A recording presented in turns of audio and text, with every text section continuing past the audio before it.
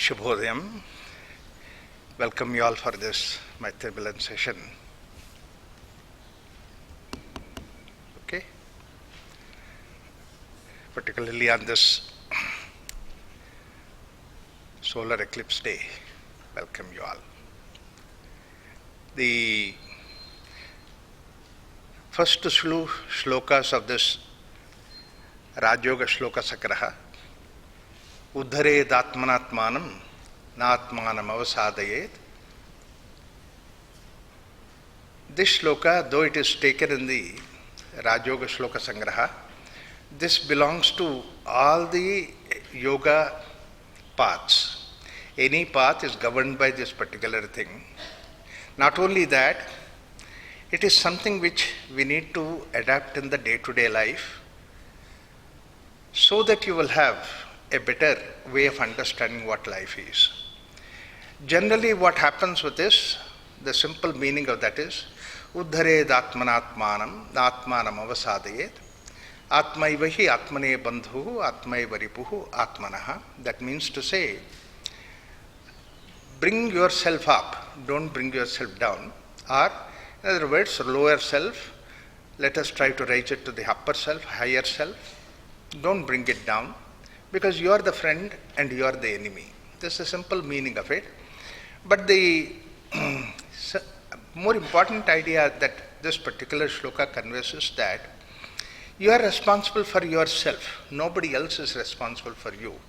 Normally, whenever we do anything success, we have anything success, then we say that, yeah, I have done something so that success is mine.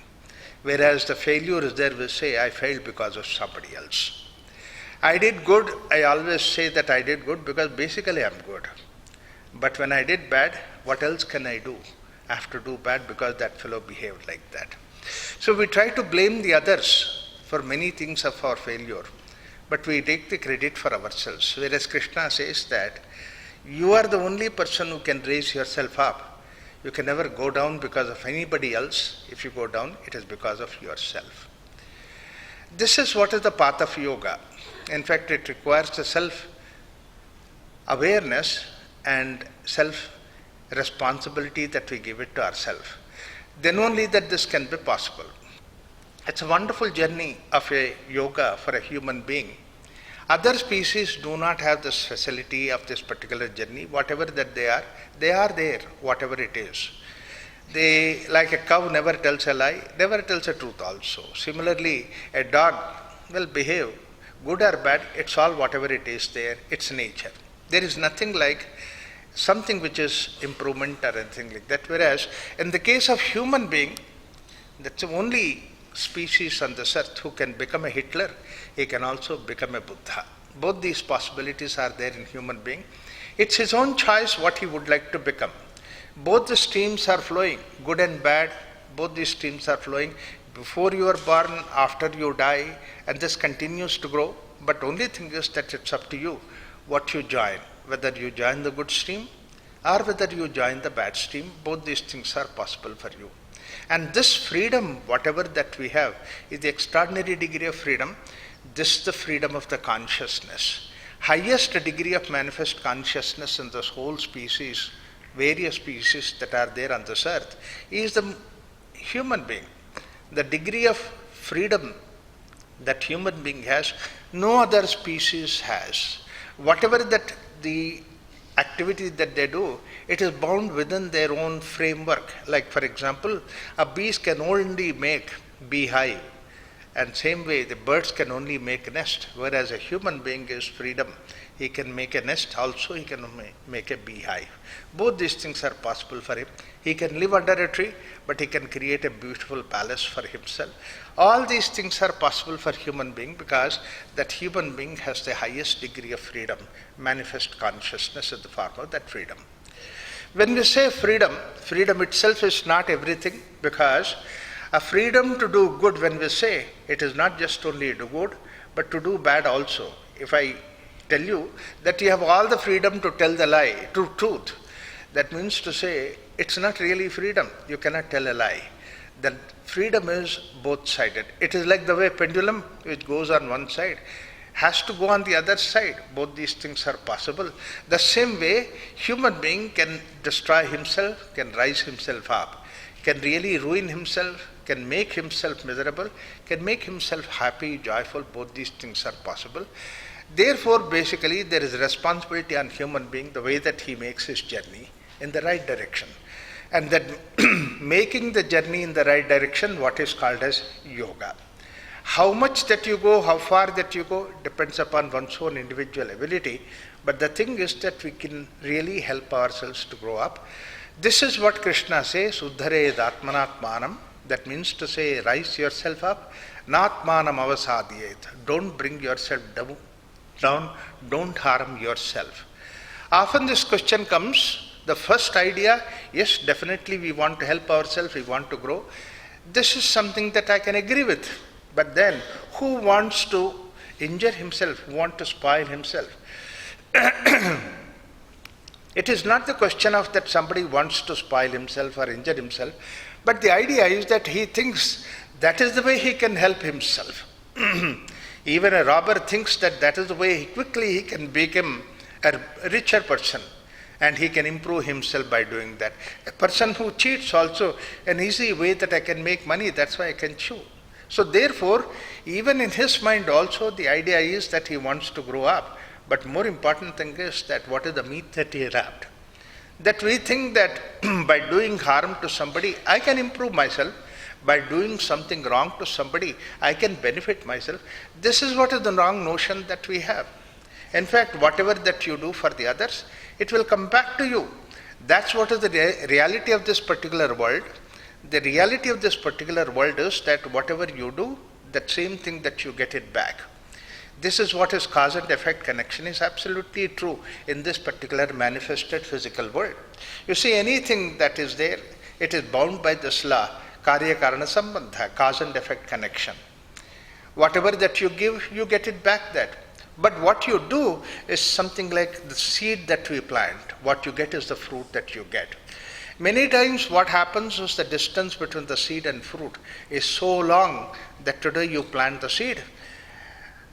10 years later, 12 years later, you might get the fruit. But like today you plant a nutty mango seed, and by the time it becomes a tree, and then after that the tree starts bearing fruits and all that, it might take 5, 6, 7 years. And then you might say, I planted a wonderful good Alfonso mango seed. What is that the fruit that I got? Fruit does not depend upon what your wish is. Fruit depends upon the seed. Fruit belongs to the seed, not belongs to you. This is what we should realize. I hurl at somebody my abuses and I want somebody should praise me. I beat somebody and somebody has to behave nicely with me. I shout at somebody, but everybody should talk to me nicely. This is what we all expect. And the world does not go by what your expectations are. What you plant is the seed. That's what is very important the world is governed by. In fact, this world therefore is supposed to be a karma bhumi. That means to say, this whole creation, of all the various worlds that the scriptures talk about, only the human life is supposed to be the karma bhumi. That means to say, here what you plant the seeds is what is that which bears fruit in your life. Therefore, it is up to us what I plant the fruit, seed now. It does not depend upon what result does not depend upon what you wish, what you would like to get. Many times people think that anyway, I don't even have to see the fruit, whether it comes or not. Like for example, a human being I hit and then he will hit me back. Basically that here and the cause and effect connection is there.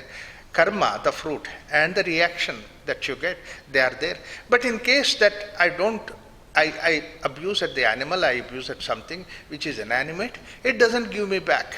In fact, that's what happened. Once Buddha was walking in a place, in a village, and then he saw a farmer.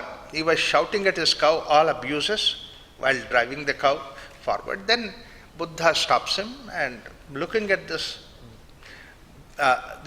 glorious Buddha there, then the farmer fell at his feet.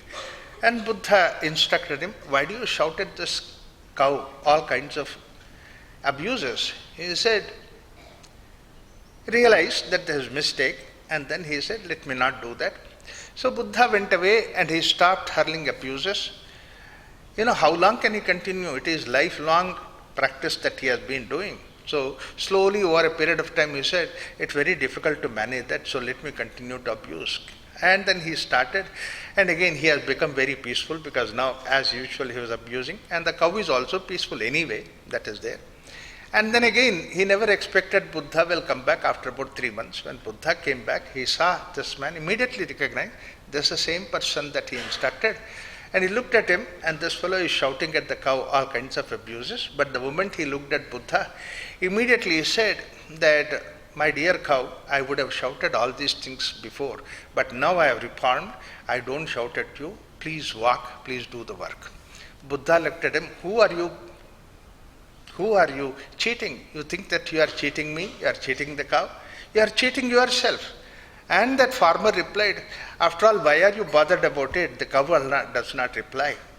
Then Buddha said that if cow would have replied that, then whatever that you heard, at least the equation would have been equal, because the cow also replied back, so that everything would have been nullified. Now it is not done. You carry it all along your life. And another thing is, it is not the question of what you hurl, the abuses at outside, but more important thing is, what you carry in your mind is much more important. Do you carry the animosity? Do you carry the anger? Do you carry the venom in your mind? And that's what is going to pay you back. Therefore, we should not carry anything that is negative in the mind, so that we get back that negativity. Very easy to carry the negativity, and very easy to store that negativity. However many number of positive things that we come across, we still have that negativity with us. Like the way that somebody must have said something negative about somebody, and then after 4 or 5 years that you come across only good things about him. But after about 4 or 5 years, somebody says, this fellow has done something like that. Immediately we say that, yeah, 5 years back I knew that this fellow is like that. That means to say, basically, whatever that negative is there, we have not removed from our mind. We kept it in our mind, stored carefully, deep inside. And when several years later that it came up, the result comes up much later. In fact, many times what happens is, what you get back, the result is something which is several years later. By that time that your memory does not go there. Therefore, whatever that we think that what happens to us is something wrong, something bad, but what we do, we justify. This is what Krishna says, that don't bring yourself down, because the way that you bring yourself down is thinking that you hurt somebody, bring somebody else down. Actually, you are not bringing nobody down, but actually you are bringing yourself down. Therefore, we have to be very careful. The same thing, whatever that you say to the others, look back at yourself. If that person says to you, would you be accepting that? Would you be all right with that kind of a thing? If it is not that, then why do you have to say that? So therefore, uddhared atmanatmanam natmanam avasadayet. Start beginning the whole thing with the positivity. That's what is the basic idea, to see that you don't have anything negativity about anything. Keep it aside, keep it small way. That's why this culture has always given something which is very positive way to start with. Like for example, you meet somebody, stranger, first thing that you say is Jai Ram Ji ki or Namaste.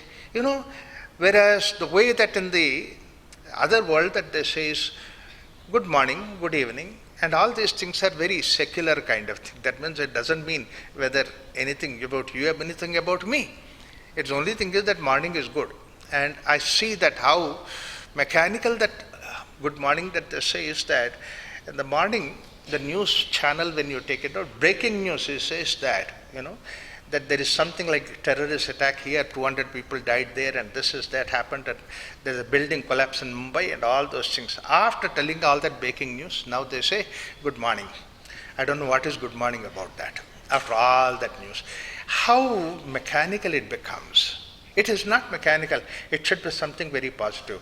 Therefore, when I say that Namaste, it is something like that. I recognize the consciousness within me, recognize the consciousness within. And then another thing is, a lot of people wait for the children to say that good morning, then only they can say good morning. Why can't you say first before namaste, you start the positive note in that? That's such a wonderful thing. And then you'll be teaching the children to say that they namaste. That's what is the way that we should develop. In fact, in the North India, it is much more sweeter saying that you take the Lord's name. Jai Sri Ram Ji ki, Jai Sri Krishna. These are all something which is very nice. Once you say Jai Sri Krishna, Jai Sri Ram Ji, then he cannot be angry, he cannot be negative to you. The whole thing starts in a positive note. Life has to start in a positive way. In fact, so many ways that in this culture that has been developed in a positive way. When you get up in the morning, first time that you are putting your foot on the ground, pray to the ground and then say to the ground that I am so sorry, I have to walk on you. So excuse me for the whole day that I use you. It's a wonderful feeling. It's a nice, wonderful way to start a day with, in a positive way.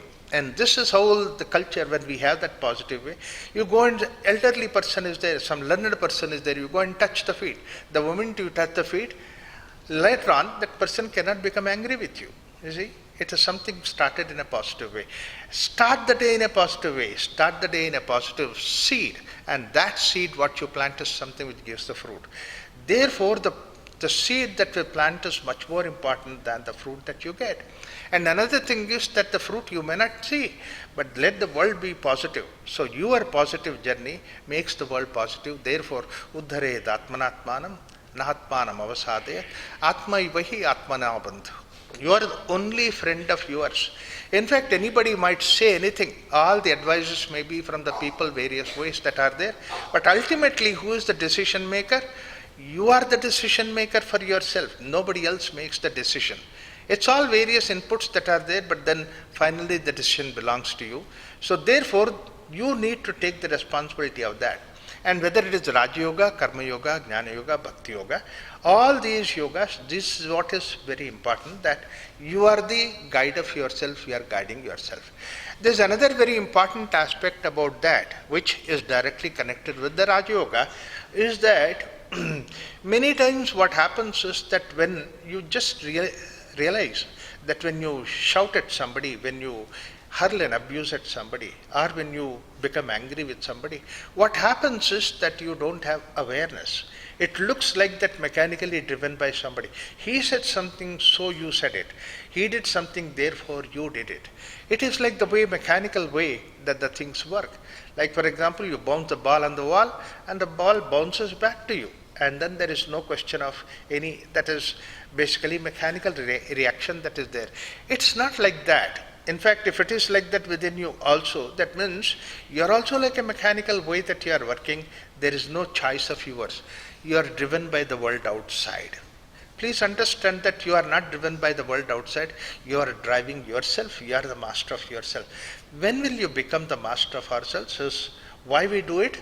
One very important thing is when it bounces back like that, it indicates that we don't have our awareness there. And moment if your awareness is there, then you say, should I really shout back at him? Because by shouting back at somebody, I am hurting myself. It's a very simple idea. In fact, when you become angry with somebody, when you shout at somebody, what happens to you, you see that the whole body chemistry changes. You are hurting yourself and your sleep destroys and all those things have happened. Your adrenaline is poured into the system. Why do you invite that? In fact, that's what is another case where a Buddha's disciple Moggalayan has said that when he went to some place and that lady shouted at him, his disciple said, why didn't you shout back? Moggalayan said, she already hurt me by shouting. I don't want to hurt myself by getting angry. So that means to say it is in my hands to show that reaction or not. I don't want to hurt myself. So therefore, basically that it is, people say that yes, but then how that person should change if I don't shout at him? If you want to change him, that yes, show your anger outside. It should be like a theatrical. It is not something which can destroy you. What happens with our anger is that we are not like masters of anger, but we become slaves of anger. In fact, somebody gave a very beautiful analogy. Your anger should not be like a matchstick, it should be like a lighter. Matchstick in the process burns itself, whereas the lighter is something which saves itself, burns the others. Like the way school children, when he makes noise, isn't not that school teacher shouts at the child? Do you mean to say that she has angry within herself, she has anger within herself? Nothing. She just shouts, next moment she forgets. Even the child also next moment forgets about the whole thing. Things will become easy. This way, that when you do it, it should be only theatrical, it should be only for the show outside. If you have to do that, you should not allow it to percolate within yourself. One of the most important that we require is our awareness. If you are aware, then you don't want to take that poison deep inside you. Don't keep that poison within you. Just shout it outside, whatever it is there, but then don't take it inside. This freedom that we have, this extraordinary degree of freedom that we have, kartum makartum manitha kartum samartham bhavati.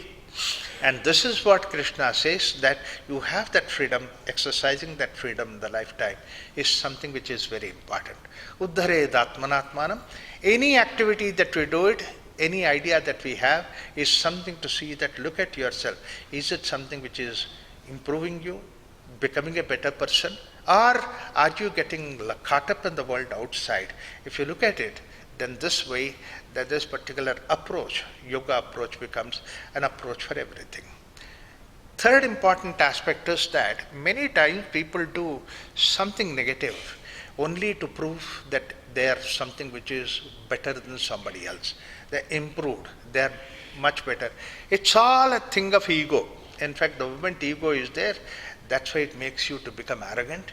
It makes you to become, that's what Krishna says in Bhagavad Gita, another place, that these are the two aspects that are there, which are the forms of ego, which helps us, which makes us, which drives us, and that's what is dambha and darpa. That means what I have, I'm egoistic about it, what I can do, what I can achieve, what I don't have, but even that, I'm capable of doing that. These things are the things which are the ego trips. So let me recollect various ideas about this. One thing is that you have a freedom not to react. Response is something that is the freedom that we have. Second thing is that we don't have to hurt at somebody just because that the hurt does not come back to me. And the third most important thing is our trip, ego trip, is something which can create, destroy us. What is most important thing is a spiritual journey is journey where you surrender that ego, but you become aware. In Raja Yoga, what happens is that all the practices that we do, whether you are taking pranayama, whether taking asana, or later on in the sutras that Krishna gives in the 6th chapter of Bhagavad Gita, that you sthira deshe pratisthapya, etc., all those things that are there, it's all to indicate about your awareness. In fact, in the normal course of activity, a degree of awareness that we have is 1 to 2%, 3%, not more than that, very unfortunately. That's why many times what happens is a housewife, she takes out a sugar bottle and then puts the sugar into the tea, put the bottle back and then turns around and start thinking whether I put the sugar or not. That means to say all that activity you have done is without your awareness. Whereas in the yoga, you cannot do that. The teacher says, breathe in, breathe out. You have to do it. It is you who are doing it. It's not that teacher who is doing it. That means to say, while doing yoga, you are able to maintain about 40, 50, 60% of your awareness. Even if you have done 1 hour, 2 hours of yoga a day, 40, 50% of awareness you maintained. And that awareness in the regular day-to-day activity, if it is translated into about 15, 20% of your awareness, you have really achieved. You are really great. This is what is very important in the field of Raja Yoga, that maintain that awareness to see that you are master of yourself, you guide yourself, and that's what is the way that Raja Yoga helps us. Uddhared atmanatmanam, natmanam avasadayet, atmaivahi atmana bandhuhu. Let us start the day in a positive way, and that's why we have the greetings which are in a positive sense that is there. Thank you.